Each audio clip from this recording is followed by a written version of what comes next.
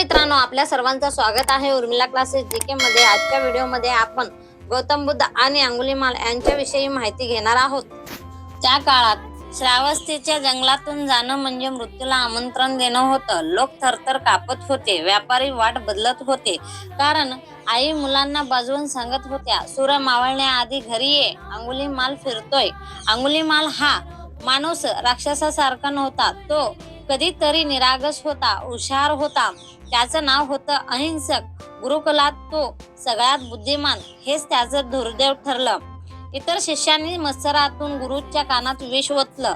गुरुने अहिंसकावर विश्वास ठेवला नाही आणि एक भयंकर आज्ञा दिली, तुझ्या शिक्षणाची दक्षिणा म्हणजे 1000 माणसांची बोटं।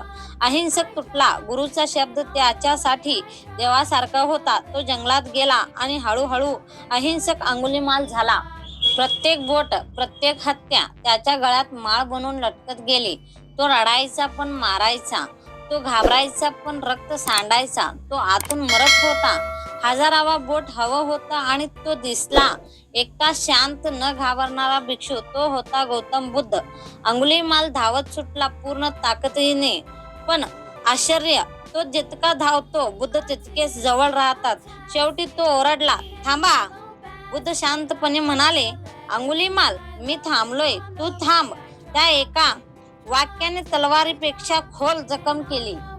मी थांबलोय हिंसेपासून, द्वेषापासून, अज्ञानापासून। तू थांब रक्तापासून, सुडेपासून, अंधश्रद्धेपासून। अंगुलीमालाची तलवार खाली पडली। तो पहिल्यांदाच रडला, माझ्यासारख्या पापीला मार्ग आहे का? त्याने विचारलं। बुद्ध म्हणाले, जे बदलू शकतो तो हरवलेला नसतो। तो भिक्षू झाला पण कर्म सुटला नाही। गावकरी त्याच्यावर दगड फेकायचे, तो जखमी व्हायचा, तो रडायचा। बुद्ध म्हणायचे, हे जुन्या कर्माचं फळ आहे, सहन कर, तो आता नवीन बी पेरतोयस।